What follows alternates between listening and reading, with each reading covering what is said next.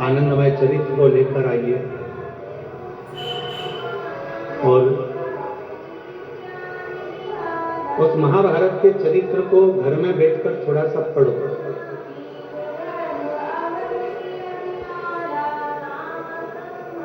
और जब आप महाभारत के चरित्र को पढ़ेंगे, अध्ययन करेंगे, उसका स्मरण करेंगे, तो उसमें मिलेगा कि भगवान कृष्ण के पास जाकर पांडव हाथ जोड़कर कहते हैं कि अब हमारे पास कुछ भी नहीं बचा, अब हमारे पास में कुछ भी नहीं, हमारा पूरा वैभव चले गया, हमारा पूरा धन चले गया, हमारी पूरी सत्ता चली गई, हमारा पूरा संपदा चली गई, हम जुए में सब कुछ हार चुके हैं, हमारे पास कुछ भी नहीं बचा, कुछ भी।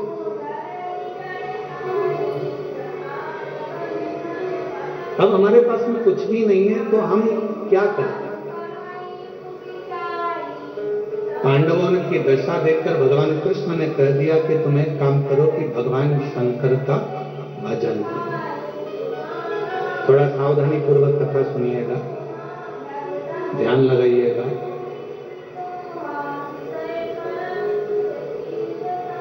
कथा में आपका ध्यान रहे।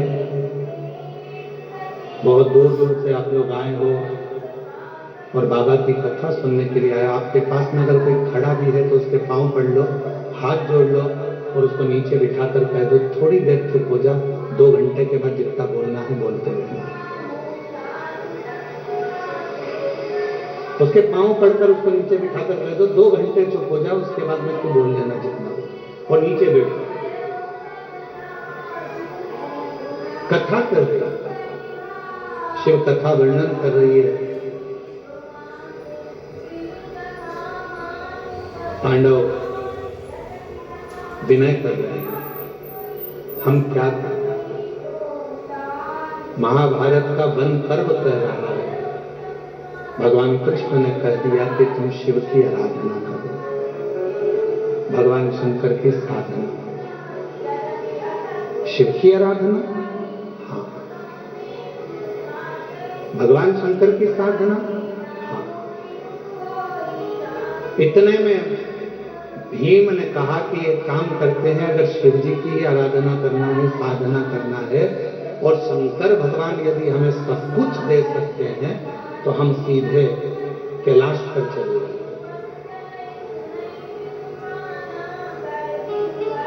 और हम सीधे कैलाश पर जाएंगे और कैलाश पर जाकर हम भगवान शंकर की आराधना करेंगे, साधना करेंगे, तब तो भगवान शंकर हम पर प्रसन्न हो जाएंगे। और शिव जी अगर हम पर प्रसन्न हो गए तो भगवान शंकर हमको वापिस सब कुछ दे देंगे। तो एक काम करते हैं कि हम सीधे कैलाश चले जाएं और हम कैलाश जाकर, कैलाश में पहुंचकर भगवान शिव की आराधना साधना करते हैं, सीधे कैलाश। अब जरा चरित्र पर ध्यान देना कि भगवान कृष्ण खुद कह रहे हैं कि भीम, जाने को तो तुम कैलाश जा सकते हो, जाने को तुम कैलाश पहुंच सकते हो, जाने को तुम कैलाश जा सकते हो, कैलाश पर जाकर शिव जी का भजन कर सकते हो, शंकर जी का स्मरण कर सकते हो, शिव की भक्ति कर सकते हो, मना नहीं।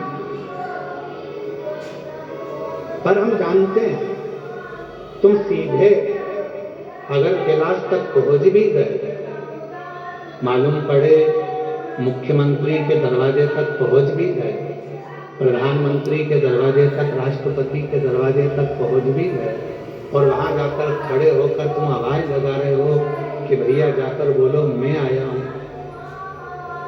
तो द्वारपाल पूछेंगे तुम कौन हो? तो कहा कि बस जाकर कह दो कि मैं आया हूं, मेरा नाम लेकर बोल दो कि मैं आया। पहचान नहीं हो तुम, जानते ही नहीं हो तुम। प्रधानमंत्री के पास द्वारपाल जाकर बोल भी देगा कि कोई राम प्रकाश आया है आपसे मिलने के लिए। प्रधानमंत्री जी बोलेंगे कि कौन राम प्रकाश? मुख्यमंत्री से जाकर कहा कोई कमलेश आया है, कौन कमलेश? उसको पहचानेंगे। नहीं है पहचान। वापिस आ गया, दरवाजा खटखटा। भगवान कृष्ण कह रहे हैं, भीम कैलाश पर जाकर भजन करना सरल है, पहुंच जाओगे, बैठ जाओगे, पुकार लोगे, विनय कर लोगे, निवेदन कर लोगे, बाबा को बार बार पुकार लोगे, पर याद रखना वहां बाबा तुम्हारी पुकार को सुन भी लेंगे तो भी तुम्हें कुछ दे नहीं पाएंगे, कुछ दे नहीं पाएंगे। इसलिए एक काम करो, 12 वर्ष के लिए तुम जब वन में भ्रमण करोगे, इन 12 वर्ष में प्रतिदिन का एक नियम बना लो कि एक पार्थिव शिवलिंग का निर्माण करना है, पूजन करना है। नजदीक में कोई शंकर जी का शिवलिंग है, वहां जाकर आराधना करना है। 12 वर्ष के वन में तुम 12 वर्ष तक जब वन में रहो तो 12 वर्ष के वन में केवल शंकर की आराधना करना, शिव मंदिर तक जाना, शिवालय की पूजन करना, पार्थिव पूजन करना और शंकर का स्मरण। 12 वर्ष तक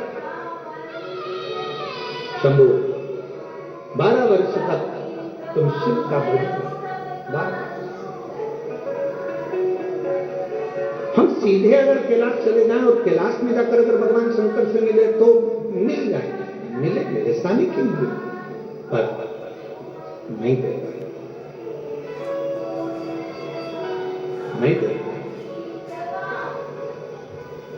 शिव महापुराण की कथा कहती है कि 12 वर्ष तक पांडवों ने भगवान शंकर की रोज प्रतिदिन शिवलिंग का निर्माण कर और पूजन कर।